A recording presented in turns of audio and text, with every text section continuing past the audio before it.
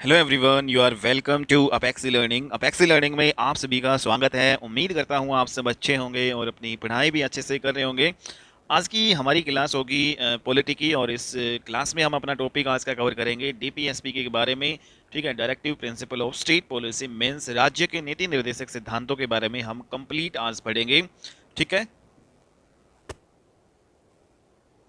तो यहाँ पे सबसे पहले हम बात कर लेते हैं कि जो हमारे डीपीएसपी है, राज्य के नीति निर्देशक सिद्धांत, हमारे किस भाग में आते हैं। तो ये भाग नंबर जो है 4 में दिए गए हैं। ठीक है, तो और उसके बाद में अगर ये आर्टिकल की बात करें, अनुच्छेद, तो हमारे जो डीपीएसपी है वो आपके आर्टिकल नंबर 36 से लेकर 51 तक आते हैं। और हमने जो डीपीएसपी है, राज्य के नीति निर्देशक सिद्धांत है, इनको जो है लिया हमने कहाँ से है, ये सोर्स हमारा जो है आयरलैंड। तो आयरलैंड से हमने राज्य के नीति निर्देशक सिद्धांतों को जो है लिया है, ये हमारा स्रोत है, सोर्सेज। तो यहाँ पे अगर हम बात करें कि जो डीपीएसपी है उसको लेकर, हालांकि आयरलैंड में व्यापकता कम है और हमारे भारत में व्यापकता ज़्यादा है। ठीक है, हमारे भारत में जो है डीपीएसपी को लेकर क्या है, व्यापकता जो है वो ज़्यादा है, लेकिन आयरलैंड में क्या है, कम है। इसलिए हम ये नहीं कह सकते कि हमारा संविधान एक उधार का लिया हुआ थैला है। बेशक से संविधान की बहुत सारी चीज़ें हमने दूसरे देशों से ली हैं, दूसरे देशों से उठाई है, बट हमने हमारी संस्कृति कल्चर के हिसाब से बहुत सारी ऐसी चीज़ें हैं जो मॉडिफाई भी की है। ठीक है, तो संस्कृति के हिसाब से हमने मॉडिफाई भी की है। ऐसा नहीं कि भाई किसी भी देश से हमने जो चीज़ें हैं वो उठाई हैं, यूं कि यूं हमने मॉडिफाई भी जो है चीज़ों को किया है हमारी संस्कृति के हिसाब से। ओके, और हमारे कल्चर के हिसाब से। तो यहाँ पे जो डीपीएसपी की बात करें तो इसमें सबसे इम्पोर्टेंट पॉइंट ये आते हैं, क्या जो डीपीएसपी है, राज्य के नीति निर्देशक सिद्धांत, क्या ये बाध्यकारी होते हैं। तो ये आपके बाध्यकारी नहीं होते, बाउंडेबल आपके नहीं होते, नॉट बाउंडेबल। तो ये वेरी इंपॉर्टेंट पॉइंट है। ठीक है, तो दूसरा इसमें इसके इंपॉर्टेंट जो करेक्टरिस्टिक्स की बात करें तो दूसरी इसमें यह है कि जो डीपीएसपी हमारे राज्य के नीति निर्देशक सिद्धांत परिवर्तनीय नहीं होते हैं। ठीक है, तो ये जो नॉट इन्फोर्सिएबल है, ठीक है, नॉट बाउंडेबल होते हैं डीपीएसपी, और ये परिवर्तनीय नहीं होते, बाध्यकारी नहीं होते। बाध्यकारी यहाँ पे ये नहीं होते, और जो हमारे फंडामेंटल राइट्स हैं वो क्या होते हैं, बाध्यकारी होते हैं। और जो डीपीएसपी है ये सरकार के ऊपर डिपेंड करता है कि भाई जो अधिकार है जो दिए जाने हैं वो सरकार के ऊपर डिपेंड करता है सारा। तो कंपलसरी आपका नहीं होते हैं डीपीएसपी में जो भी आपके अधिकार दिए होते हैं। ठीक है, तो ये बाध्यकारी नहीं होते, ये परिवर्तनीय नहीं होते, ये वाद योग्य नहीं होते, नॉट जस्टिसिएबल। जो डीपीएसपी है आपके, ये वाद योग्य नहीं होते। नेक्स्ट जो यहाँ पे हमारे राज्य के नीति निर्देशक जो सिद्धांत हैं, डीपीएसपी आर्थिक एवं सामाजिक लोकतंत्र पर जो है फोकस करता है।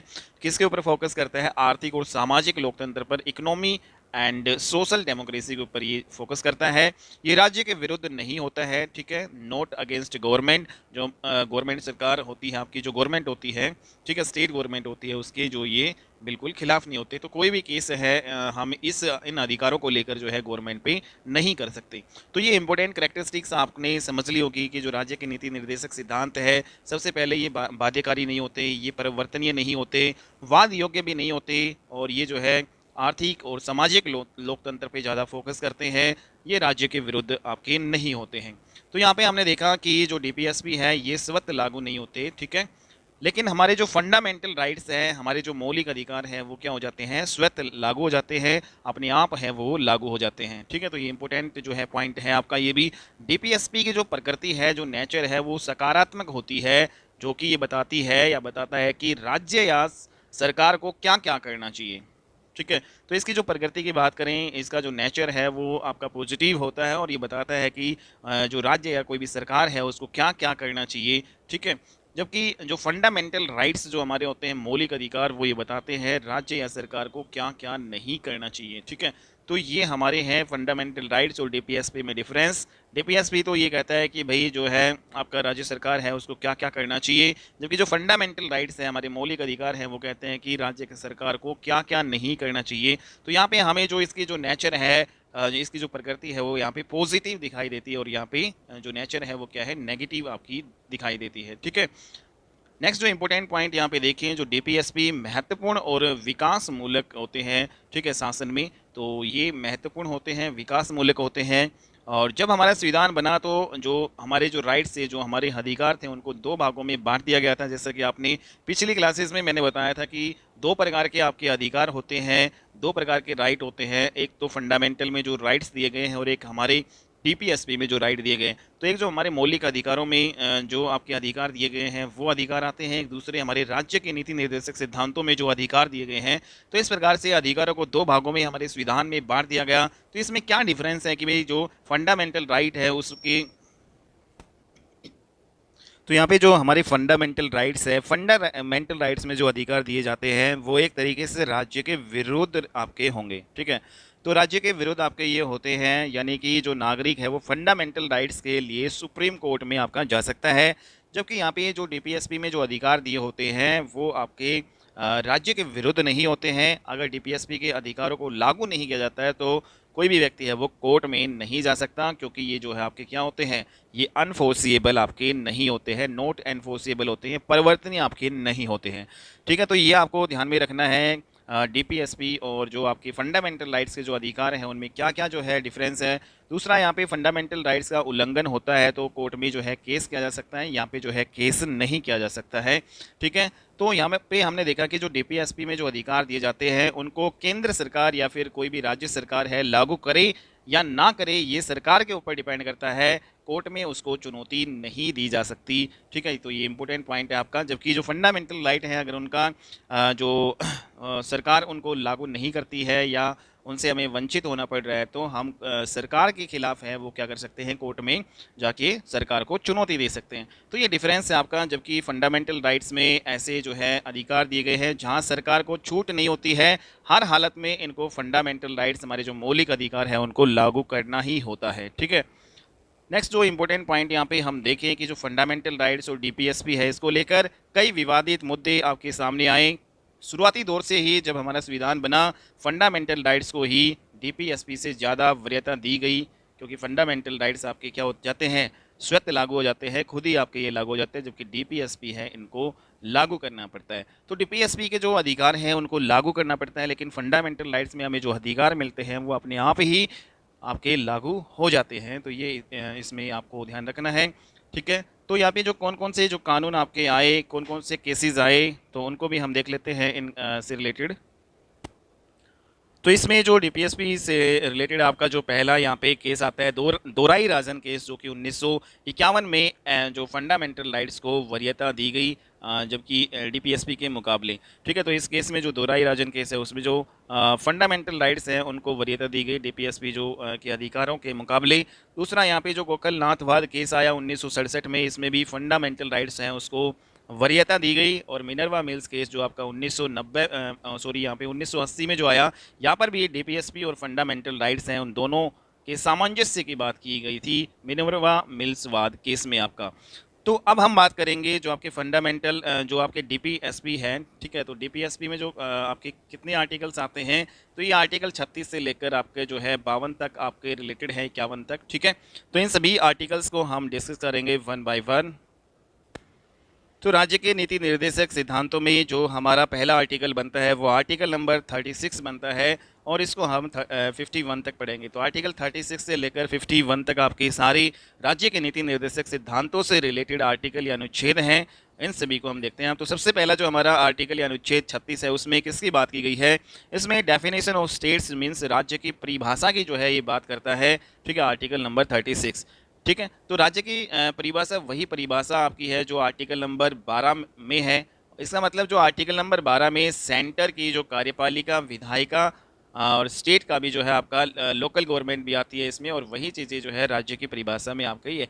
तो यहाँ पे जो आर्टिकल नंबर 12 में जो परिभाषा दे रखी है सेम यहाँ पे जो इसमें दी गई है। तो आर्टिकल 36 है किसकी बात करता है कि राज्य की परिभाषा की बात करता है, तो ये आपको ध्यान में रखना है।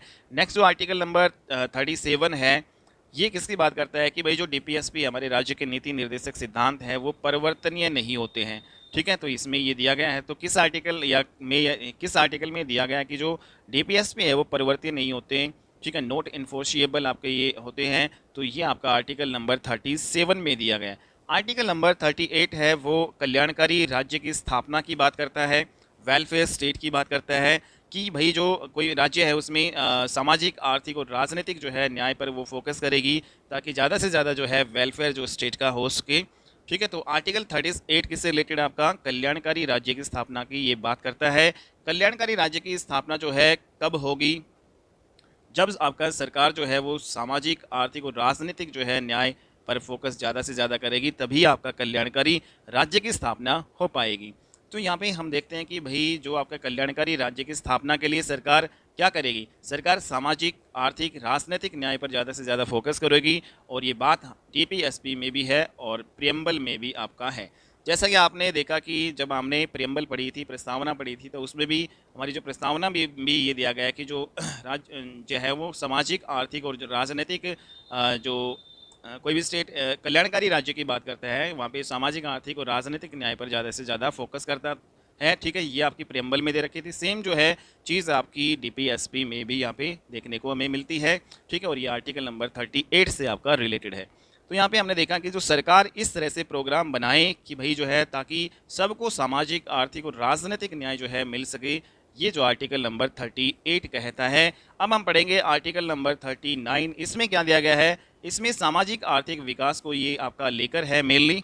ठीक है, तो यहाँ पे जो सोशल एंड इकोनॉमिक डेवलपमेंट को ये आपका लेकर है, और इस आर्टिकल नंबर 39 के जो है 6 इसमें क्लोजेस दिए गए हैं। 39 का close A, B, C, D and E, F तक जो है आपके ये दिए गए हैं।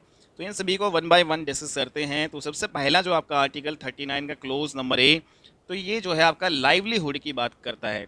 ठीक है, तो यहाँ पे किसकी बात की गई है, लाइवलीहुड मीन्स जो आजीविका है उसकी बात की गई है। जो आजीविका के साधन है वो मेल और फीमेल दोनों के लिए जो है एक जैसे आपके होने चाहिए, ऐसा कहा गया है आर्टिकल नंबर 39 का क्लोज नंबर ए में। ठीक है, कि भाई जो आजीविका के जो साधन है वो मेल और फीमेल के लिए दोनों के लिए समान होने चाहिए।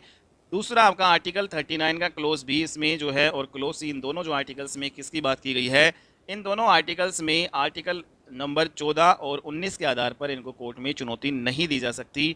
ये आपका आर्टिकल नंबर 31 का क्लोज सी पॉइंट आपका कहता है। तो वेरी वेरी इंपॉर्टेंट पॉइंट है भाई आपका, भाई आर्टिकल नंबर 31 का क्लोज सी ये कहता है कि भाई आर्टिकल नंबर 39 का क्लोज बी और आर्टिकल नंबर 39 का क्लोज सी, इन दोनों आर्टिकल्स को आर्टिकल नंबर 14 और आर्टिकल नंबर 19 के आधार पर कोर्ट में चुनौती नहीं दी जा सकती, ऐसा आर्टिकल नंबर 31 का क्लोज नंबर सी का कहना है। तो ये इंपॉर्टेंट पॉइंट इसमें दिया गया है। नेक्स्ट जो यहाँ पे अगर हम बात करें आर्टिकल नंबर 39 का क्लोज बी, इसमें क्या है कि भाई equal distribution of marital resources की बात की गई है। ठीक है, मीन्स जो आपके भौतिक संसाधनों का समान तरीके से वितरण आपका होना चाहिए, सरकार को इस तरीके से प्रोग्राम बनाना चाहिए। ठीक है, तो ये इसमें दिया गया कि भाई जो सरकार है ना वो इस तरीके से प्रोग्राम बनाए कि जो भौतिक संसाधन है, ठीक है, उन सभी का समान तरीके से वितरण हो। ये नहीं है कि भाई वो सेंट्रलाइजेशन नहीं होना चाहिए, मीन्स समान तरीके से हर व्यक्ति को जो है डिस्ट्रीब्यूट जो है करना चाहिए।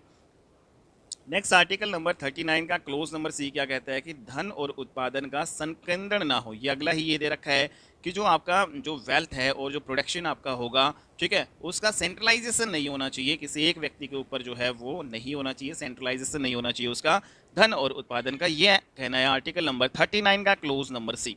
जबकि आर्टिकल नंबर 39 का क्लोज नंबर डी ये कहता है कि equal pay for equal work.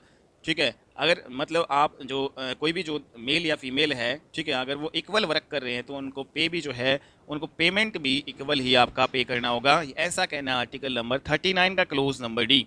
ठीक है, कि भाई जो मेल और फीमेल है उन दोनों के लिए इक्वल वर्क के लिए इक्वल पेमेंट आपकी होनी चाहिए। नेक्स्ट आर्टिकल नंबर 39 का क्लोज नंबर ई कहता है कि protection of health of workers and children. तो यहाँ पे जो चिल्ड्रंस जो वर्कर्स हैं उनकी हेल्थ की बात करता है आर्टिकल नंबर 39 का ई। ठीक है, नेक्स्ट जो आर्टिकल नंबर 39 का जो क्लोज नंबर एफ है, इसमें हेल्दी इन्वायरमेंट होना चाहिए बच्चों के लिए, भाई चिल्ड्रंस के लिए हेल्दी इन्वायरमेंट जो आपका होना चाहिए। भाई सरकार इस तरीके से प्रोग्राम बनाए ताकि बच्चों के हेल्दी इन्वायरमेंट जो है वो उनको मिल सके, ताकि गरीबिया का जो है विकास आपका यहाँ पे हो सके।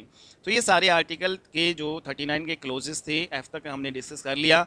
एक आपका आर्टिकल नंबर जो है 39 का जो आपका ए, ये आपका क्लोज जो है कैपिटल ए दे रखा है। तो इसमें जो ये जो 42वां संविधान संशोधन 1976 में आपका हुआ, जैसा कि आपने देखा, और हमने सामाजिक न्याय और निःशुल्क विधिक सहायता mean social justice and free legal aid को इसमें ऐड कर दिया। यानी जो वंचित वर्ग है, जो कमज़ोर वर्ग है, उनकी सहायता के लिए सरकारी वकील होते हैं और उनकी जो है विधिक सहायता जो है वो देते हैं, उनका केस आपके लड़ते हैं। ये आर्टिकल नंबर 39 का क्लोज नंबर कैपिटल ए इसमें कहा गया।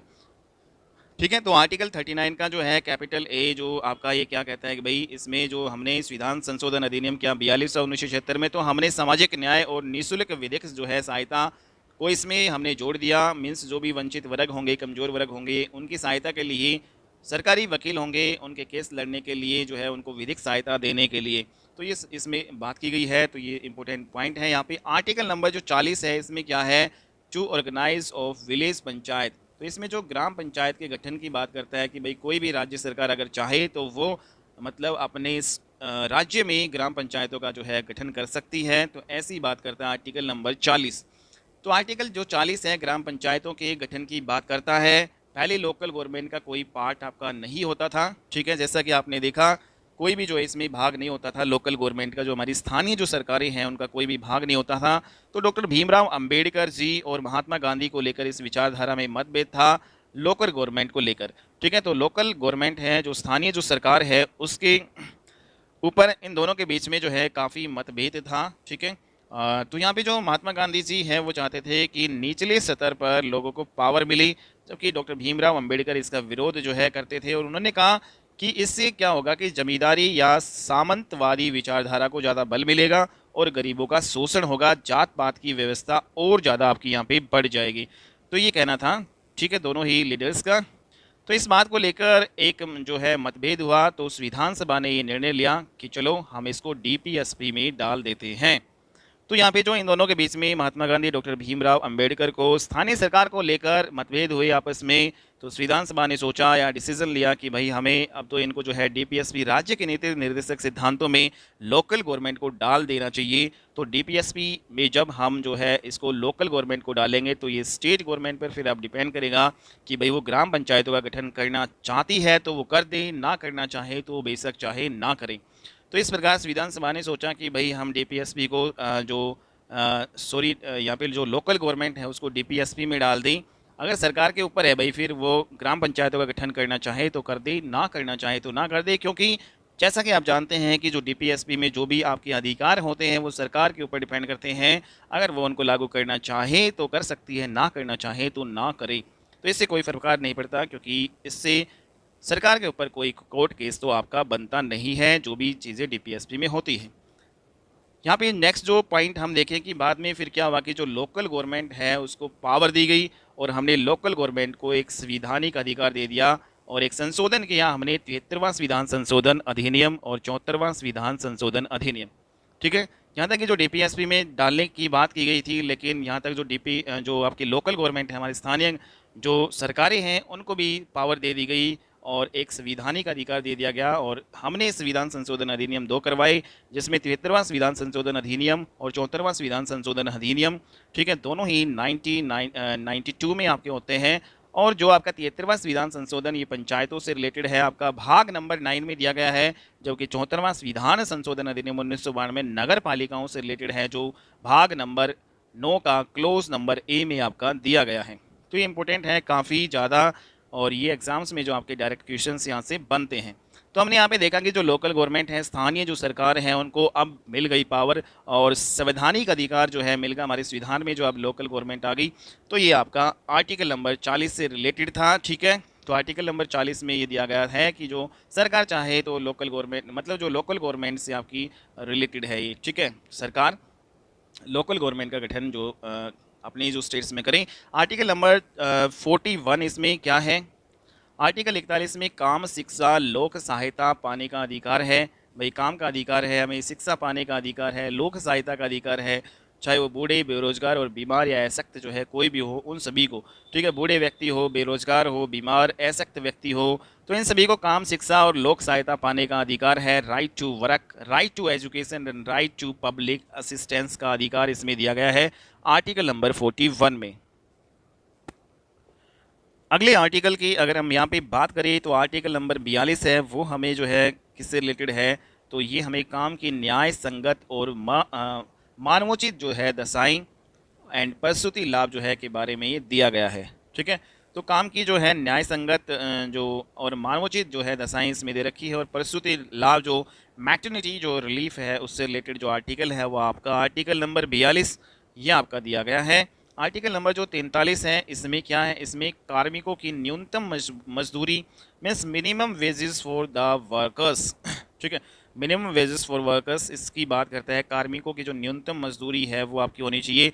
मीन्स यहाँ पे जो आर्टिकल 23 सॉरी यहाँ पे 43 ये कहता है कि भाई सरकार है को इस तरीके से कोई भी प्रोग्राम बनाना चाहिए ताकि जो मिनिमम वेजेस है, जो वर्कर्स हैं, जो काम करने वाले हैं, उनको मिल सके, ठीक है, एक न्यूनतम मजदूरी है वो उनको मिल सके। यह आर्टिकल नंबर 43 बात करता है। तो फिर इसमें सरकार ने जो है बहुत सारे प्रोग्राम्स भी चलाए इससे रिलेटेड, जैसे मनरेगा स्कीम जो है चलाई गई, इसके तहत जो है जिसमें सरकार ने एक न्यूनतम वेजेस तय करती है मजदूरों के लिए इसमें। और मनरेगा जो है 2006 में आपकी स्टार्ट होती है स्कीम। 150 दिन का काम इसमें मिलता है, न्यूनतम मजदूरी 202 रुपये यहाँ पे होती है। तो इस प्रकार से आर्टिकल 43 जो है वो कहता है कि भाई मिनिमम वेजेस होना चाहिए वर्कर्स के लिए। एक आपका आर्टिकल 43 का क्लोज नंबर ए, ये भी आपका है। इसके लिए हमने 42वां संविधान संशोधन 1976 किया और संविधान में आर्टिकल नंबर 43 का क्लोज नंबर ए है वो जोड़ दिया। उद्योगों के प्रबंधन में कार्मिकों की भागीदारी आपकी होनी चाहिए। तो जो उद्योग हैं, जो इंडस्ट्रीज़ हैं, उनके जो प्रबंधन मैनेजमेंट में जो कार्मिक जो हैं, काम करने वाले हैं, उनकी भागीदारी जो है आपकी होनी चाहिए, ऐसा आर्टिकल नंबर 43 है क्लोज ए में। और इसके लिए हमने संविधान संशोधन अधिनियम 42वां किया 1976 में, ठीक है, और इसको आर्टिकल नंबर 43 का क्लोज ए में जोड़ा कि भाई उद्योगों के प्रबंधन में कार्मिकों की भागीदारी आपकी होनी चाहिए, participation of employees and management of industry. तो यहाँ पे ये दे रखा है कि भाई सरकार है उसको इस तरीके से प्रोग्राम बनाने चाहिए कि कोई भी जो इंडस्ट्री है, कोई भी उद्योग है, तो वहाँ पे जो कार्मिकों, जो काम करने वाले हैं, उनकी भी निर्णय लेने की भागीदारी है उसमें होनी चाहिए। नेक्स्ट जो आर्टिकल नंबर 43 का क्लोज नंबर बी भी दिया गया है, ये भी आपका 97वां संविधान संशोधन अधिनियम 2011 के तहत इसको जोड़ा गया, ठीक है। और जो पहला वाला जो है 43 का क्लोज नंबर ए, ये आपका इसके लिए हमने 42वां संविधान संशोधन अधिनियम 1976 किया, लेकिन बी वाले के लिए हमने 97वां संविधान संशोधन 2011 किया। तो इसमें क्या है, इसमें आपकी जो सहकारी समितियों से रिलेटेड है आपका ये, ठीक है, आर्टिकल 43 का क्लोज नंबर बी। और इसमें जो सरकारों पर डिपेंड करता है कि वे स्वैच्छिक रूप से सहकारी समितियाँ बना सकती है। तो यहाँ पे सरकारों पे ही डिपेंड करता है कि वो अपनी इच्छा के अकॉर्डिंग सहकारी समितियाँ हैं उनको बना सकती है, ठीक है। और हालांकि जो सहकारी समितियों को बनाने की जो बात आपकी आर्टिकल नंबर 19 का जो है क्लोज 1 का सी में जो है बात इसकी की गई है, अलग अलग सेक्टर के लिए सरकारों पर भी डिपेंड करता है कि वो सहकारी समितियाँ बनाएं या ना बनाएं, सरकार के ऊपर डिपेंड करता है। सरकार की जो है स्वेच्छा के ऊपर डिपेंड होता है, सरकार पर डिपेंड करता है कि वो अपनी मर्जी से सहकारी समितियां जो है बना सकती है। ऐसा आर्टिकल नंबर 43 का क्लोज नंबर बी में दिया गया है। आर्टिकल नंबर 44 है, इसमें क्या है, यूनिफॉर्म सिविल कोड की बात की गई है, मीन्स समान नागरिक संहिता की बात की गई है। तो 44 में है कि भाई सभी धर्मों के लिए एक जैसा जो है कानून होना चाहिए, बट ऐसा आपका जो है नहीं है।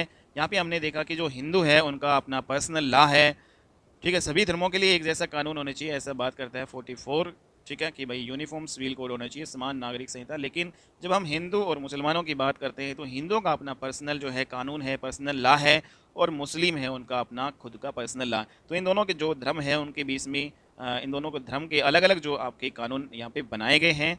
बट आर्टिकल 44 तो ये कहता है कि भाई समान नागरिक संहिता होनी चाहिए। लेकिन आर्टिकल 44 जैसा कि आप जानते हैं कि डीपीएसपी में दिए गए हैं, और डीपीएसपी में जो भी आपके अधिकार हैं उनको सरकार लागू करे या ना करे वो सरकार के ऊपर डिपेंड होती है।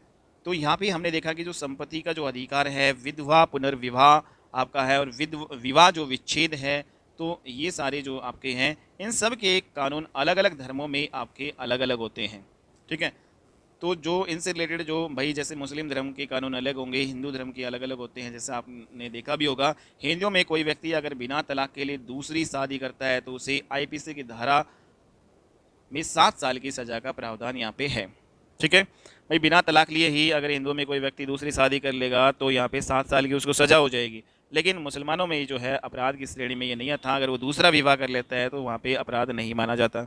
तो ये जो है धर्म को लेकर भी अलग अलग इनको कानून है। जबकि आर्टिकल 44 तो ये कहता है कि भाई समान जो है यूनिफॉर्म सिविल कोड होना चाहिए, समान नागरिक संहिता जो है दंड संहिता होनी चाहिए। तो ये आपने देखा। तो यहाँ पे अगर हम बात करें कि जो गोवा है एकमात्र ऐसा राज्य है जहाँ पर यूनिफॉर्म सिविल कोड समान नागरिक संहिता है। तो कौन सा एकमात्र राज्य है जहाँ पे समान नागरिक संहिता जो है आपका है, और चाहे मतलब हिंदू हो, मुस्लिम हो, सिख, ईसाई, बौद्ध, जैन, मतलब कोई भी धर्म हो, सब के लिए वहाँ पे जो कानून है गोवा में समान है। तो ये एकमात्र देश का ऐसा राज्य है गोवा, तो ये आपको ध्यान में रखना है जहाँ पे सबके लिए कानून एक है, ठीक है, सब धर्मों के लिए। दूसरा हमने यहाँ पे एक केस डिस्कस करेंगे, सा बानो केस, जैसे सायरा बानो केस। सा बानो केस जो आपका 1985 का केस है, सायरा बानो केस है आपका 2017 का केस है। ये हमने ऑलरेडी पहले भी डिस्कस कर लिया है कि भाई 2017 में जो 3 तलाक को लेकर आया सायरा जो बानो केस, और इसे ख़त्म कर दिया गया है, ठीक है। अगर कोई भी मुस्लिम किसी व्यक्ति या किसी भी लेडी को 3 तलाक कहकर किसी को तलाक अगर दे देता है तो अब ये जुर्म आपका माना जाएगा और उसे 3 वर्ष की जेल और जुर्माना जो है भी आपका हो सकता है। तो ये सायरा बानो केस 2017 में आया, ऐसा किया गया है भाई 3 तलाक अगर वो कहता है, मतलब 3 तलाक कहकर किसी को तलाक दे देता है तो वो जुर्म आपका है ही। सा बानो केस जो आपका 1985 में आया, ये आपका उत्तराखंड की एक महिला जो है उसके पति ने उसको छोड़ दिया था, उससे रिलेटेड आपका ये है सा बानो केस 1985 में आया। नेक्स्ट आर्टिकल नंबर जो है 44 हम पढ़ेंगे, सॉरी यहाँ पे 44 हो चुका है। आर्टिकल नंबर 45, इसमें क्या है 45 में कि भाई 6 वर्ष तक के बच्चों को बाल्य शिक्षा देने की बात इसमें की गई है, चाइल्डहुड एजुकेशन। 6 वर्ष तक के बच्चों को बाल्य शिक्षा जो है देने की इसमें बात की गई है। यहाँ पर हमने कुछ संविधान संशोधन भी किए जिसके तहत जो है बच्चों की शिक्षा से रिलेटेड इसमें कुछ इंपॉर्टेंट बदलाव किए गए। तो हमने इंपॉर्टेंट यहाँ पे 86वां संविधान संशोधन अधिनियम कॉन्स्टिट्यूशनल अमेंडमेंट एक्ट 2002 में किया, ठीक है। और हमने इसमें जो आर्टिकल नंबर 21 का क्लोज नंबर ए ऐड किया इस जो है अधिनियम के तहत। आर्टिकल नंबर 45 इसमें जोड़ा। फंडामेंटल जो ड्यूटीज़, जैसे आप जानते हैं कि आपके जो मौलिक कर्तव्य है 11 मौलिक कर्तव्य होते हैं, तो फंडामेंटल ड्यूटी जो 11वां मौलिक कर्तव्य भी इसमें हमने जोड़ा। तो 86वां संविधान संशोधन अधिनियम के तहत हमने 3 चीज़ें यहाँ पे इंपॉर्टेंट की। आर्टिकल 21 का क्लोज है जोड़ा, 45 आर्टिकल जोड़ा, और इसमें आर्टिकल जो यहाँ पे फंडामेंटल जो ड्यूटीज़ है हमारे मौलिक कर्तव्य है, टोटल 11 जो मौलिक कर्तव्य हमने यहाँ पे जोड़े, ठीक है। तो 11 मौलिक कर्तव्य हमारे होंगे। तो पहले आर्टिकल नंबर 45 में भाई क्या लिखा था, पहले आर्टिकल नंबर 45 में ये दिया गया था कि भाई 6 से 14 वर्ष के बच्चों को शिक्षा दी जाएगी, ठीक है। पहले बात ये लिखी थी कि भाई 6 से 14 वर्ष तक के बच्चों को शिक्षा दी जाएगी। लेकिन जैसे ही आपका 86वां संविधान संशोधन अधिनियम आपका हुआ 2002 में, ठीक है, तो इसके थ्रू हमने एक आर्टिकल जोड़ दिया, आर्टिकल नंबर 21 का क्लोज नंबर ए, जिसमें लिख दिया गया कि भाई 6 से 14 वर्ष के बच्चों के लिए निःशुल्क एवं अनिवार्य शिक्षा जो है उनको दी जाएगी। यानी कि जो शिक्षा का जो अधिकार है उसको एक मौलिक अधिकार बना दिया, एक फंडामेंटल राइट्स आपका उसको बना दिया, ठीक है। तो यहाँ पे राइट टू एजुकेशन जो है इसमें आर्टिकल नंबर 21 का जो है क्लोज नंबर ए में, तो राइट टू एजुकेशन शिक्षा का जो अधिकार है हमारा एक मौलिक अधिकार बना दिया गया है, ठीक है। और ये आर्टिकल नंबर 21 का क्लोज ए में इसमें डाला गया, और ये हमने किस संविधान संशोधन अधिनियम के तहत बनाया, 86वां संविधान संशोधन अधिनियम 2000 जो है 2 के तहत हमने ये आर्टिकल जोड़ा।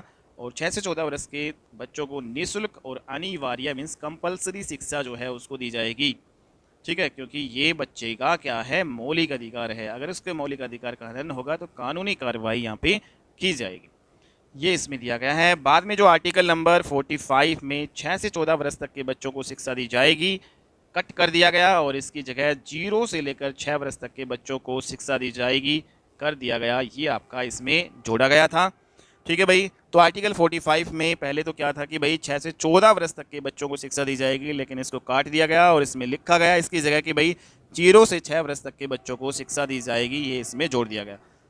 नेक्स्ट यहाँ पे बात करें कि हमारा जो 11वां मौलिक कर्तव्य क्या है, जैसे हमने 11वां मौलिक कर्तव्य भी आपका जो 86वां संविधान संशोधन अधिनियम 2002 के तहत हमने 11वां मौलिक कर्तव्य जोड़ा, तो उसमें क्या है, तो 11वां मौलिक हमारा ये कर्तव्य है या माता पिता का ये कर्तव्य है कि भाई वो 6 से 14 वर्ष तक के बच्चों को शिक्षा दी जाएगी, सभी माता पिता से अपेक्षा की जाती है और उनका ये कर्तव्य भी है। तो ये हमारा 11वां मौलिक कर्तव्य है, ये हमारे माता पिता का कर्तव्य भी 6 से 14 वर्ष तक के बच्चों को शिक्षा दी जाएगी, ये आपका मौलिक कर्तव्य है, ठीक है। तो ये 86वां संविधान संशोधन अधिनियम 2002 के तहत हमारा ये हुआ। नेक्स्ट यहाँ पे 46 में जैसा कि आप देख रहे हैं कि SC ST और अन्य जो कमज़ोर वर्ग है उनका क्या हो विकास हो, ठीक है। जो शेड्यूल कास्ट है, शेड्यूल ट्राइब और अन्य जो पिछड़े वर्ग है उनका विकास हो, हर वो व्यक्ति जिसका शोषण हो रहा है उनका विकास हो। सरकार है इसके लिए उन्होंने जो है कुछ जो यहाँ पे इम्पोर्टेंट जो बदलाव या काम भी किए, तो सबसे पहले यहाँ पे सरकार ने क्या कि भाई यहाँ पे जो शेड्यूल कास्ट और शेड्यूल ट्राइब SC ST को आरक्षण दिया ताकि उनका जो है विकास हो सके। SC ST जो है कमीशन बनाया, OBC जो है कमीशन यहाँ पे बनाया। स्थानीय जो सरकार है उसमें महिलाओं को 33% आरक्षण दिया। जो आपकी लोकल गवर्नमेंट ग्राम पंचायतें वगैरह होती है उसमें महिलाओं को 33% का रिजर्वेशन दिया गया। हालांकि राज्य सरकारें इसको जो है इस रिजर्वेशन को बढ़ा भी सकती है, ठीक है, 33% से ज़्यादा। तो ये सारी चीज़ें की गई। और जो आपका लोकसभा एंड जो विधानसभा है, ठीक है, लेजिस्लेटिव जो लोकसभा और विधानसभा, इसमें जो सुप्रीम कोर्ट और यहाँ पे जो आपका SC और ST है, schedule caste and schedule tribe के लिए सीटों में आरक्षण भी जैसे आप देखने को मिलता है और इसके लिए 10 साल इसको बढ़ा दिया गया है, ठीक है। तो आर्टिकल नंबर 15 का close number 3, close number 4, close number 5, ये सारे के सारे जो पॉइंट्स है आर्टिकल नंबर 46 की बात ही करते हैं। तो ये सारे आर्टिकल 46 की बात करते हैं। आर्टिकल भाई जैसे अगर इसको डिटेल में देखें कि 15 का क्लोज नंबर 3 क्या है, तो 15 का क्लोज 3 है इसमें कि भाई महिलाओं और बच्चों के लिए सरकारें स्पेशल प्रोविजन जो है वो बना सकती है, ये इसमें दिया गया है, ठीक है। महिला और बच्चों के लिए स्पेशल प्रोविजन बना सकती है। आर्टिकल 15 का क्लोज 4 दे रखा है कि भाई सामाजिक रूप से जो पिछड़े हैं, ठीक है, तो जो SC ST हैं, ठीक है, उनके लिए सरकारें स्पेशल प्रोविज़न यहाँ पे ला सकती है, बना सकती है। महिला बच्चों के लिए प्रोविज़न बना सकती है सरकार, SC ST यानी पिछड़े वर्गों के लिए प्रोविजंस बना सकती है। आर्टिकल 15 का क्लोज जो है 4। 15 का क्लोज नंबर 5 में क्या दे रखा है कि शैक्षणिक जो संस्थान है, चाहे वो प्राइवेट हो, सरकारी हो, सामाजिक और शैक्षणिक रूप से जो है SC ST अगर पिछड़े हैं तो उनके लिए सरकारें प्रोविज़न बना सकती हैं, उनको दाखिले में जो है छूट दे सकती है, आरक्षण दे सकती है।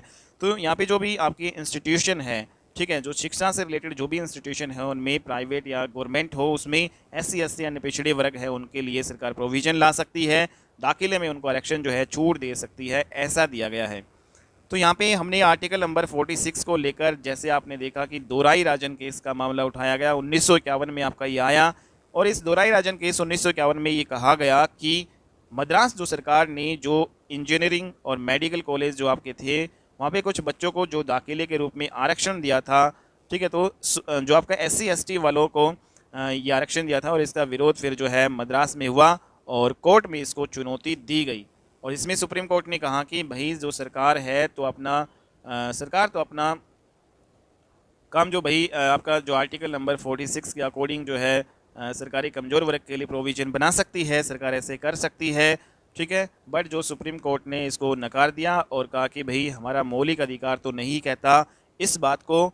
तो इस प्रकार से जो है दोराई राजन केस में सरकार ने SC ST के लिए जो है स्पेशल प्रोविज़न बनाने के लिए कहा। आर्टिकल नंबर 15 का क्लोज नंबर 4 फिर उसमें जोड़ दिया गया और फिर क्या किया गया कि इसके लिए जो है ये पहला संविधान संशोधन अधिनियम 1951 में किया गया और जोड़ा गया। और इसमें कहा गया कि भाई जो SC ST है या फिर जो भी कमज़ोर वर्ग है उनके लिए जो सामाजिक और शैक्षणिक रूप से जो पिछड़े हैं उनके लिए सरकार क्या कर सकती है, प्रोविज़न बना सकती है। तो ये आर्टिकल 15 का क्लोज नंबर 4 जोड़ा गया। तो दोराई राजन केस में जो DPSP के मुकाबले फंडामेंटल राइट्स हैं उनको वरीयता दी गई थी। तो ये आपको देखने को मिलता है कि जो दोराई राजन केस है उस जो 1951 वाला उसमें फंडामेंटल राइट्स को यहाँ पे वरीयता दी गई। आर्टिकल नंबर 15 का क्लोज नंबर जो है इसमें 4 ऐड किया गया था। आर्टिकल नंबर 47 की बात यहाँ पे अगर हम करें तो इसमें पब्लिक हेल्थ जो लोक स्वास्थ्य की बात करता है, तो पब्लिक हेल्थ की बात करता है आर्टिकल 47। सरकारें जो हैं वो लोगों का पोषाहार जो स्तर जो पोषण जो स्तर एवं जीवन स्तर को ऊंचा उठाने के लिए प्रयास करेगी सरकार, ऐसा आर्टिकल 47 कहता है। जितनी भी नशीली जो चीज़ें हैं, नशीले पदार्थ हैं, मादक पदार्थ हैं, ठीक है, या वाइन वगैरह, तो उन पर रोक लगा भी सकती है सरकार, उन पे हटा भी सकती है।